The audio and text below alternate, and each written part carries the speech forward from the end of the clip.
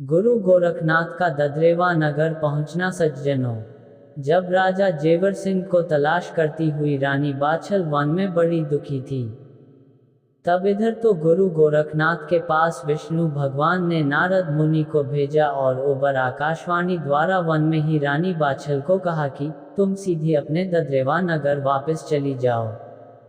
गुरु गोरखनाथ तुम्हारी नगरी में शीघ्र पहुंचने वाले हैं और समय आने पर राजा जेवर सिंह भी पहुंच जाएंगे। आकाशवाणी को सुनकर रानी बाछल ने प्रसन्न हो अपनी नीली घोड़ी पर सवार होकर नगर को चल दी। गोरख गुरु की जय कहकर और आकाशवाणी की बात याद करके घोड़ी को लेकर अपने महल में जा पहुंची। गुरु गोरखनाथ जी के आने की खुशी में गुरु गोरखनाथ की जोत जलाकर पलंग पर सो गई। थकी होने के कारण उसे अपने तन बदन की भी सुध न रही। इधर संत महंत पूजा पाठ कर रहे हैं, उधर रानी बाछल की प्रमुख दासी मूंगादे अपने घर में छम छम करती अपने काम के लिए चल पड़ती है। जब मूंगादे घूमती घामती नौलखे बाग के निकट पहुंची तो अपनी दोनों आंखें मलमल कर कभी गुरु गोरख के चेलों को देखती तो कभी नौलखे बाग के पेड़ पौधों को जो बेतादाद फल फूलों से लदे हरे भरे होकर झूम रहे थे। उसे अपनी आंखों पर विश्वास ही नहीं हो रहा था कि ये हरा भरा बाग महारानी बाछल वाला ही है या कोई दूसरा। मैं रास्ता तो नहीं भूल गई? अगर रास्ता नहीं भूली तो ये सूखा बाग, हाय राम, एकदम कैसे हरा भरा हो गया। इतने पत्ते, इतने फल मेवा तो मैंने किसी बाग में भी नहीं देखे और ये इतने संत महंत हजारों की तादाद में कहाँ से आए हैं। मीलों तक इन्होंने लक्कड़ ही लक्कड़ सुलगा रखे हैं और कितने ही महात्मा नहा धोकर धर्मशाला की तरफ से निकल रहे हैं। क्या कुएं में पानी भी आ गया है? पता नहीं खारा है या मीठा। प्यास तो मुझे भी सता रही है। किससे कहूँ, किससे पूछें? मुझे तो बड़ी शर्म आ रही है। कोई अपने जी में क्या कहेगा। मूंगादे बावली सी बनी चारों तरफ नजर घुमा घुमा कर देख रही थी। उसकी हिम्मत किसी से बात करने की नहीं हो रही थी। इतने में संत औघड़नाथ की दृष्टि बांधी मूंगादे पर पड़ी, जो सजी धजी मुख में पान दबाए अपने दोनों नैन घुमा घुमा संत महंतों को घूर रही थी। संत औघड़नाथ ने देखा इस औरत को खड़े काफी देर हो गई है, जो जाने का नाम ही नहीं लेती। चारों तरफ निगाह घुमा घुमा कर देख रही है। इसका क्या मतलब है यहाँ आने का, और ये है कौन? जानना चाहिए। आगे बढ़कर औघड़नाथ बोले, माए, क्या बात है और कैसे खड़ी हो? क्या किसी से कुछ पूछना है? तुम हो कौन और किस उद्देश्य से यहाँ खड़ी हो? संत औघड़नाथ के एकदम ढेर सारे प्रश्न सुनकर बांदी मूंगादे घबरा गई। मुंह से बोल नहीं निकल पाया, फिर भी हिम्मत बांध हाथ जोड़कर बोली, हे महाराज, मैं ये पूछना चाहती हूँ, क्या ये हमारी महारानी बाछल का वही सूखा हुआ नौलखा बाग है या मैं ही गलती से किसी दूसरी जगह आ गई हूँ? आज तो मुझे ये बाग 10-11 लखा लग रहा है। आप लोग कहाँ से पधारे हैं और आप लोगों के गुरु कौन हैं? उनका नाम बताने की कृपा करें। मैं महारानी बाछल की प्रमुख बांदी हूँ और मूंगादे मेरा नाम है। आपकी मुझ दासी पर बड़ी कृपा होगी जो आपका परिचय मुझे मिल जाएगा। बांदी मूंगादे के वचन सुनकर संत औघड़नाथ बोले, हम लोग सबके सब योगीराज गुरु गोरखनाथ के शिष्य हैं।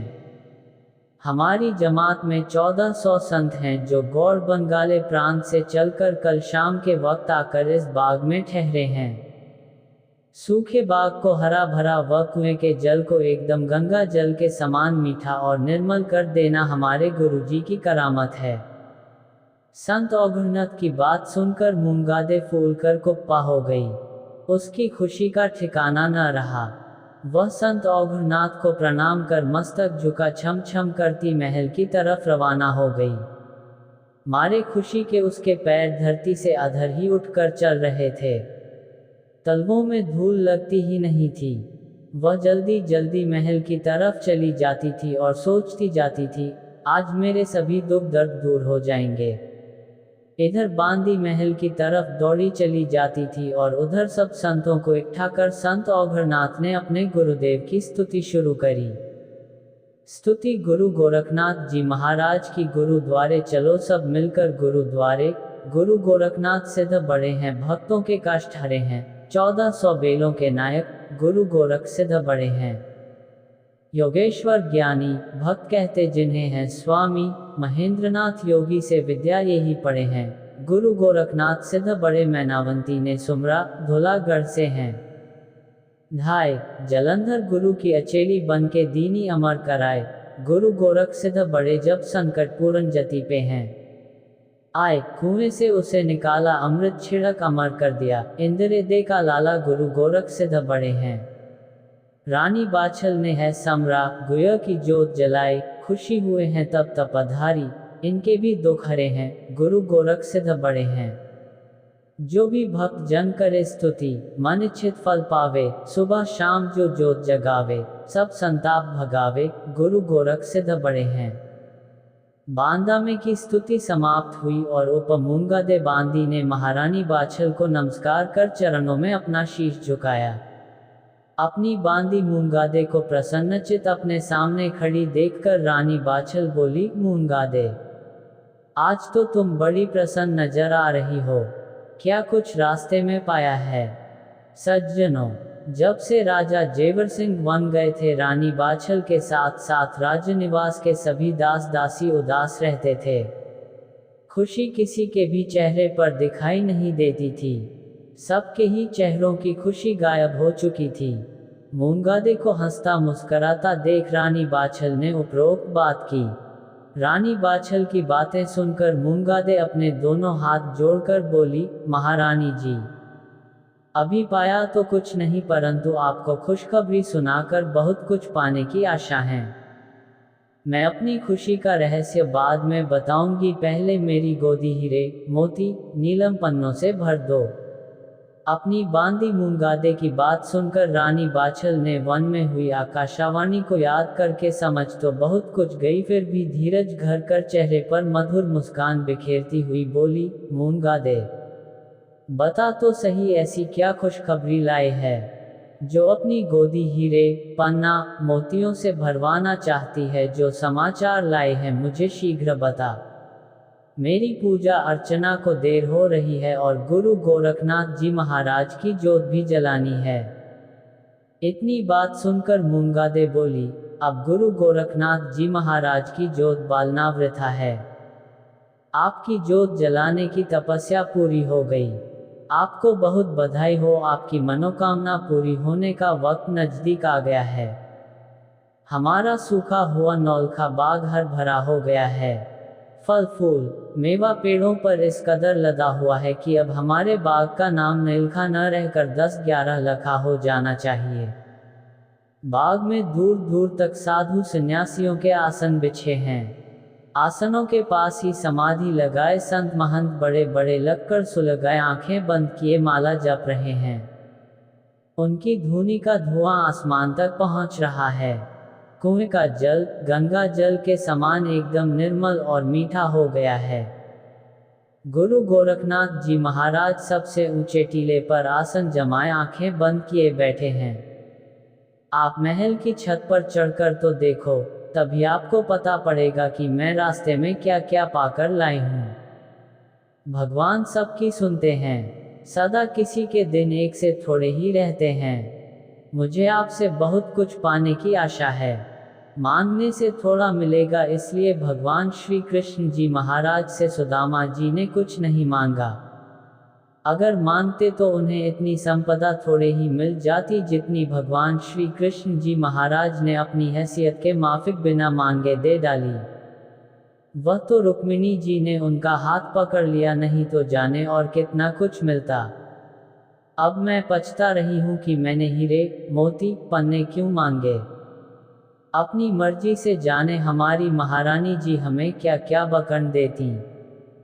महारानी जी, मैं तो उन स्त्री पुरुषों पर लाख लाख लानत भेजती हूँ जो अपने लड़कों के ब्याह में लड़की वालों से दहेज के लिए व्यर्थ रस में विष घोल देते हैं और आप खुद दुखी होकर बेटी वालों को भी दुखी करते हैं। अनर्थकारी दौलत किसी को क्या सुख पहुंचाती है। वह तो जी दुखाए की दौलत ठहरती ही नहीं है, परंतु घरों में कलह की नींव जरूर जमा जाती है। नई ब्याही बहू को खिदमत करने के बजाय नागिन की तरह फुकारना जरूर आ जाता है। वह अपने सास ससुर की बजाय सेवा करने के उनसे बात बात में कहनी अनकहनी कह बैठती है जो उसे नहीं कहनी चाहिए। इसलिए महारानी जी दुखाए की दौलत फलती फूलती नहीं है। लक्ष्मी जी किस प्रकार घर में वास करती हैं ये पीछे इस पुस्तक में लिखा जा चुका है। अपनी बांदी मूंगादे की बात सुनकर महारानी बाछल मुस्कुराकर बोली, मूंगादे, तुझ पर बड़ी बातें बनानी आ गई हैं। तूने व्यर्थ दासी के घर में जन्म पाया। तुझे तो पंतानी होना चाहिए था। शायद तू भी मेरी तरह अपने पूर्व जन्म के पाप भुगत रही है। अच्छा, इनाम आकर दूंगी। पहले अपनी पूजा अर्चना कर गुरु गोरखनाथ महाराज की जोत जलाकर अपनी अटारी के झरोखे में से गुरुदेव के दर्शन उनके शिष्यों सहित कर लूं। सज्जनों, अपनी बांदी मूंगादे को इस प्रकार धीरज दे महारानी बाछल अपने नित्य कर्म से निपट कर नहा धोकर प्रभु स्मरण कर गुरु गोरखनाथ महाराज की जोत जला अपनी सबसे ऊंची अटारी पर चढ़ अटारी के झरोखे में से गुरु गोरखनाथ जो ऊंचे टीले पर विराजमान थे जी भरकर दर्शन कर अपनी आंखें तृप्त की। मारे खुशी के अपने दुखों को याद करके उनकी आंखों से नीर की धारा बहने लगी। पति उसने अपने नौलखे बाग पर निगाह डाली तो दूर से कुछ हरे हरे पत्ते नजर आए और बाग से बेतहाशा धुआं आसमान की तरफ जाता दिखाई दिया। रानी के चेहरे पर पहले खुशी के आसार दिखाई दिए और बाद में उदासी छा गई। खुशी तो इसलिए छा गई कि गुरु गोरखनाथ जी अपने 1400 चेलों के साथ बाग में आकर विराजमान हैं और मेरी मनोकामना पूरी होगी। मैं मां बनूंगी और मेरा सूना महल राजकुमार की किलकारियों से गूंज उठेगा। राज सिंहासन हम लोगों के बाद सूना रहने का खटका मिट जाएगा। पर दुखी इसलिए हुई कि राजा जेवर सिंह इस समय वन में ही विराजमान हैं।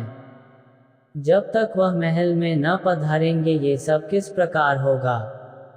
रानी बाछल की आंखों में आंसू भर आए। उसने अपनी दोनों आंखों के आंसू पोंछ मूंगादे को आवाज दी और अपने गले की अनमोल मणिमाला मूंगादे के गले में पहना दी। मूंगादे से अपनी महारानी की आंख के आंसू छिपे न रहे।